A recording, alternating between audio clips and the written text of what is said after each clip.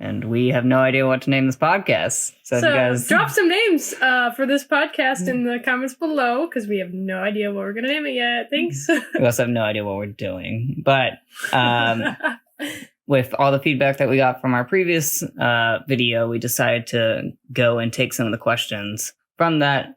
We hope that this encourages you all to bring questions in for this one too. Yeah. So this question is from a follower named my name is Tyler.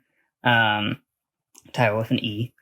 And basically the question goes, how do you feel about neopronouns and the MOGAI community? So I guess we can break that into two parts and talk about neopronouns first. Sure.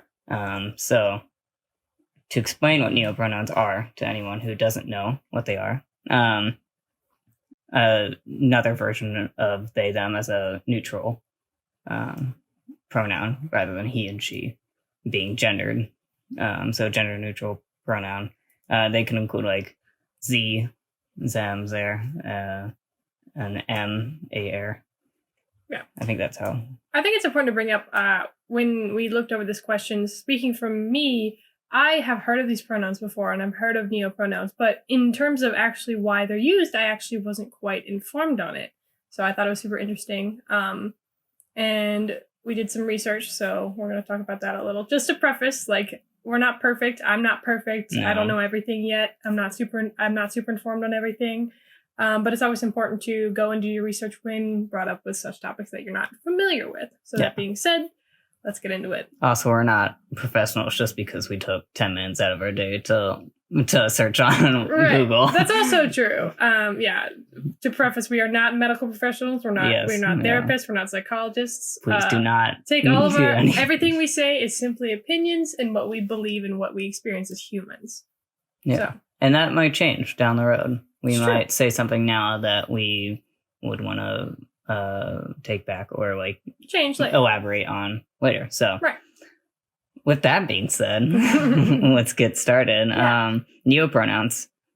So like you said, when we first started talking, you were a bit confused, and I was too, about why we have. Yeah. And not in the way that a negative why. Right. Not to say that, of course, if someone told me that they preferred these pronouns, ze or they, or I would never say to them, oh, that doesn't make any sense. I'm not going to use those. Of course, I would accept and use those pronouns, but I just was genuinely confused as to why they're used. And I was curious as to what it meant. So, yeah. So when we did some digging deep, we came across the big reason is language barriers. Mm-hmm. And I guess we mainly didn't know this because we're very bilingual, or we're not. Yeah, we're monolingual, or we are not bilingual. We speak a single language. Yeah, and that would be if you couldn't tell English.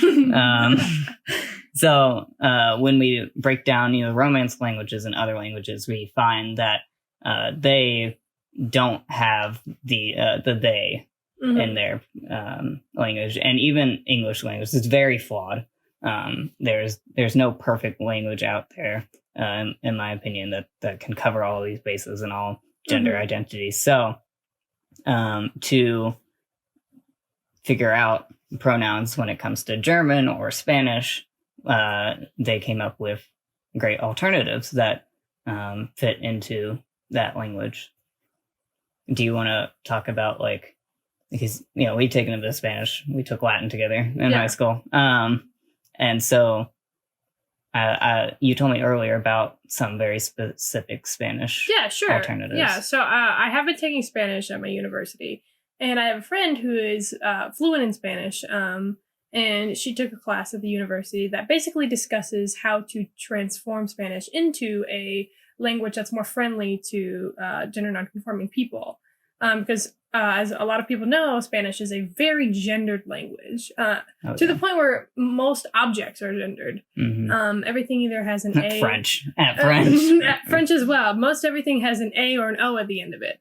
And another thing is, when you're referring in Spanish to a group of people, plural, and it has both male and female people in the group, it's still referred to as a masculine group, plural. For example, like... Niño is the Spanish word for boy.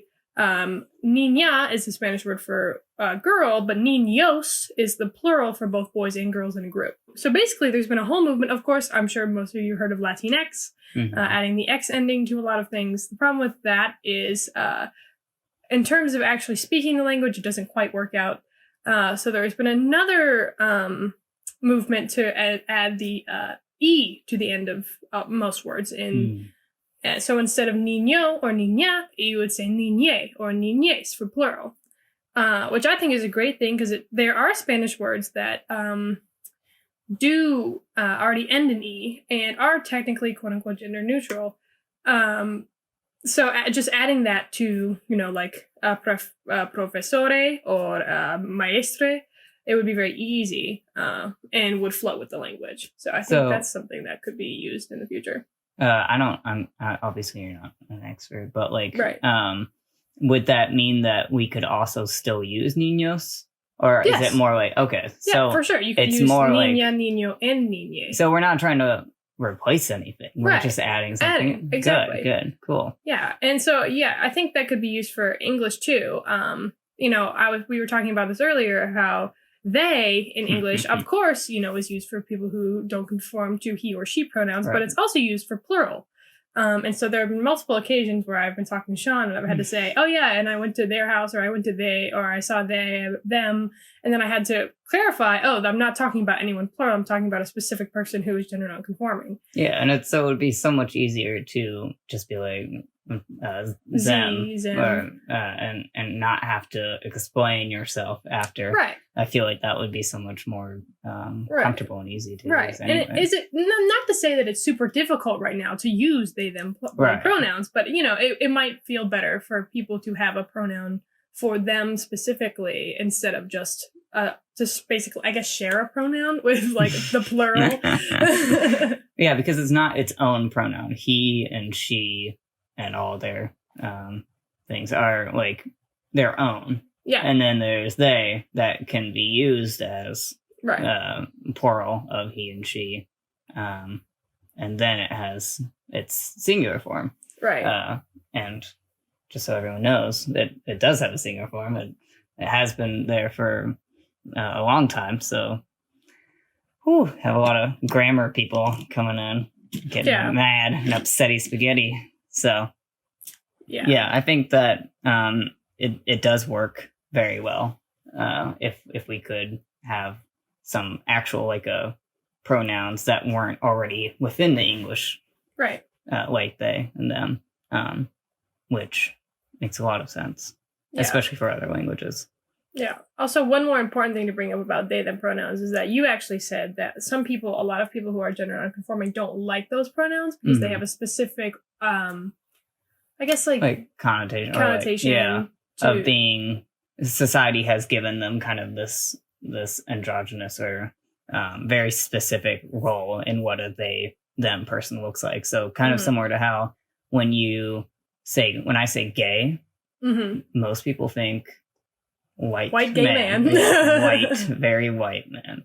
And so a lot of people who say they, them often think this very gender, the very middle of a gender neutral person who dresses as neutral as possible. Yeah. Which is true. Even when there are people like that. Right, of course. But there's so many there's so much in between and exactly. So it can get very they, them does, those pronouns do have a huge group of people that are under those. So that is also... So, and basically at the end of the day, if someone prefers certain pronouns, such as ze, zer, them, or they, their, them, it's not our place to judge, of course, even if we don't necessarily understand, which I didn't in the beginning of this conversation before looking it up and before looking into this information.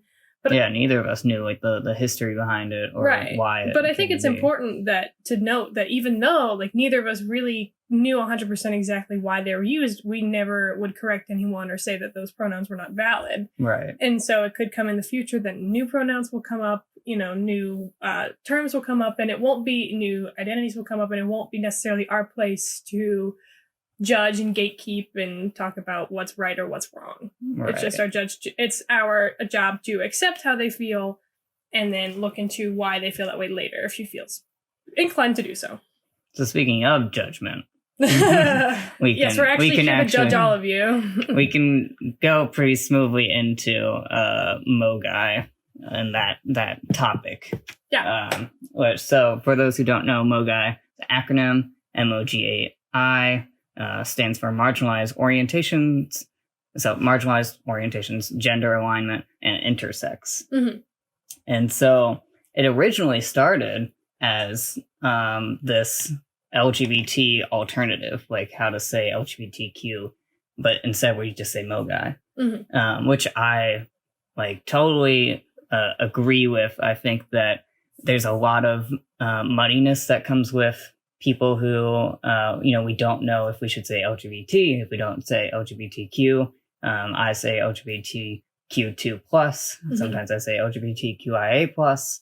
And it's, obviously then you're tripping over your letters a few times. And then we're saying the whole alphabet, which I think everyone should be included. But MOGAI, it's the sole purpose in the beginning was to not call out all of these, the specific ones and make it feel like the ones that weren't mentioned or, weren't on the end, that they don't count.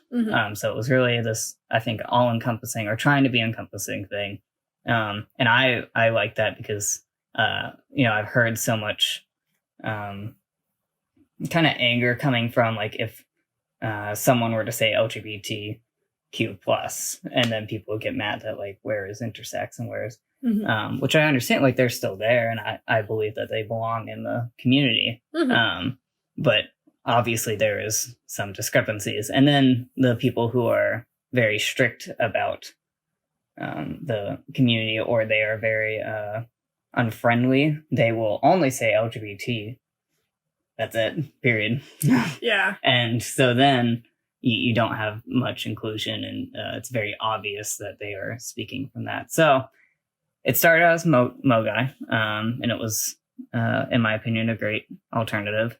And then, started to develop into this kind of community that people would take anything that wasn't strictly LGBT and they would throw that into MOGAI and be like, you are MOGAI. And it started getting a very bad rap.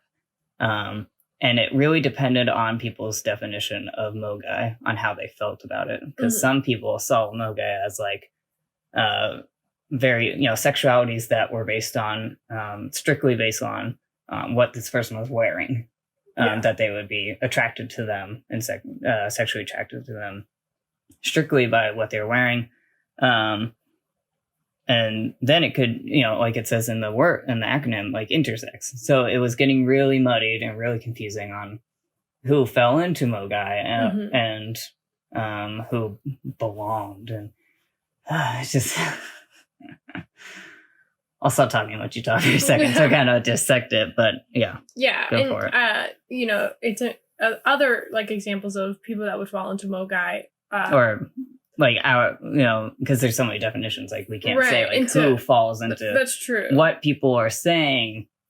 Yeah, who falls into it. Yeah, we're not saying this. Right. Just exactly. Examples. There were certain people that would say things like, "Well, I'm attracted to buildings, like a car. or like a car," which that's not my place to judge. I'm not going to go into that now, but.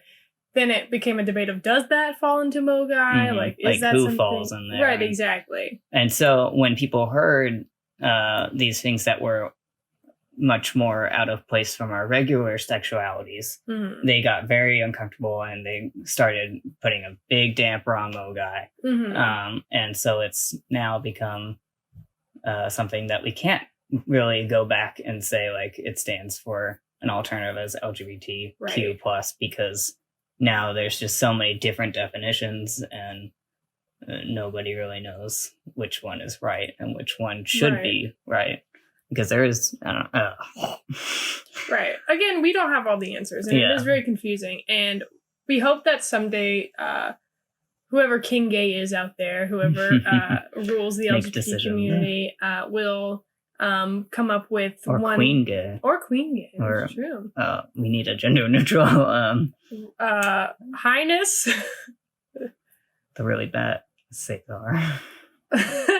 Anyway, hopefully someone will come up with a better term that will be very inclusive, while at the same time not including things that aren't necessarily sexualities or gender identities, or that doesn't signal them out or leave people out.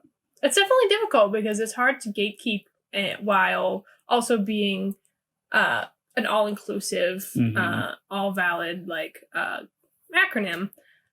You also made a good point that when I first was reading off the comments, you made the good point that how do we ensure that our next MOGAI or our next acronym or anything doesn't turn into what happened to MOGAI and how we have this muddiness now. So yeah, I don't know. How do you ensure that? And I think is there a way to take LGBTQ plus or LGBT, and make that not only easier for people to say, but also keep it, but make it as inclusive as possible? I don't know. Because the plus, I think, really does help a lot. But then, even I get tripped up on where I say LGBTQIA plus, and I'll trip, and I can see why people would find it difficult.